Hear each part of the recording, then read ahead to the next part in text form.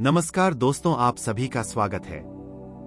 दोस्तों, आज के इस कहानी के जरिए मैं मन को वश में करने के लिए क्या करे बुद्ध की कहानी शेयर करके आपको बताने वाला हूँ कि आप मन को वश में करने के लिए क्या कर सकते हैं। तो बिना समय को गवाए चलिए जानते हैं कि हम सब मन को वश में करने के लिए क्या कर सकते हैं।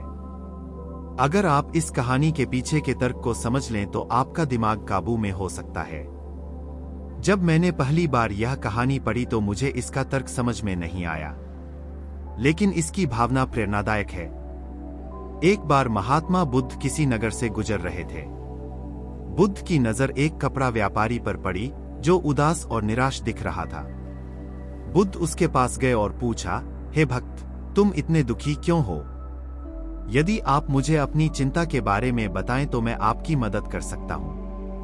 कपड़ा व्यापारी ने बुद्ध को प्रणाम किया और उन्हें अंदर आमंत्रित किया।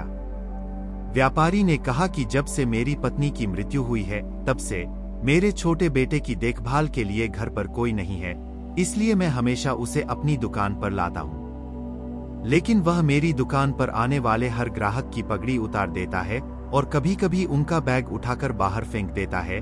मैंने डांटा और बहुत समझाने की कोशिश की, लेकिन वह नहीं समझा। उसकी हरकतों से मेरे सभी ग्राहक अपमानित महसूस करते हैं और वापस चले जाते हैं। बुद्ध ने कहा, मैं तुम्हारी मदद कर सकता हूं, लेकिन तुम मुझसे वादा करो कि तुम मेरे किसी भी काम में हस्तक्षेप नहीं करोगे, नहीं कोई सवाल पूछोगे। व्यापारी बुद्ध ये एक वादा करता है।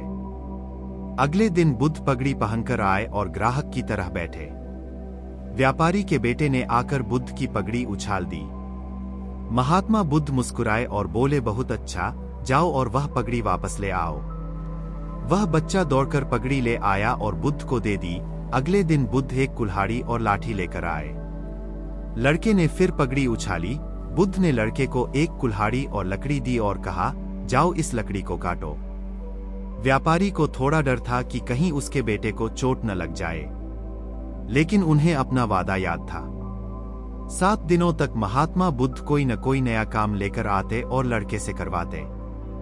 जल्द ही लड़का भूल गया कि उसे किसी की पगड़ी उछालनी है। व्यापारी बहुत खुश हुआ और बुद्ध को धन्यवाद दिया। मैं जानता हूं कि इस कहानी और मन के नियंत्रण के बीच कोई विशेष संबंध नहीं है, लेकिन पहले आप इस तर्क को समझ लें। यदि हम अपने मन को अपने अनुसार कार्य नहीं कराएंगे तो मन अपने अनुसार कार्य करेगा। यदि हम मन को अपनी इच्छानुसार नियंत्रित कर लें तो मन को नियंत्रित किया जा सकता है। मन 2 तरह से काम कर सकता है। पहला, मन अपनी इच्छानुसार काम कर सकता है, या दूसरा, हम मन से अपनी इच्छानुसार काम करा सकते हैं।